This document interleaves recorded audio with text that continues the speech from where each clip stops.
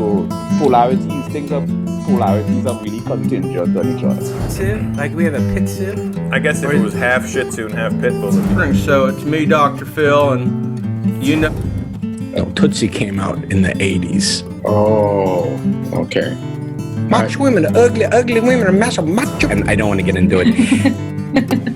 How do you know she had a dream? She told me. In my evening dress that I wore to one premiere. Are you okay? Everything's good? He had bad breath, though. I know, God rest his soul, but he had bad breath. And you got the gig. You got the gig next, right? I really enjoy 7-Up. Someone who probably smells just, like $1 million. Where it's tit sucking, bubble blowing, midnight meatball.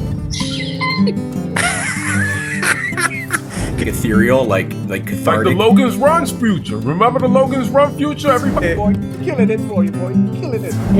And then in the record company. What's your favorite soft drink?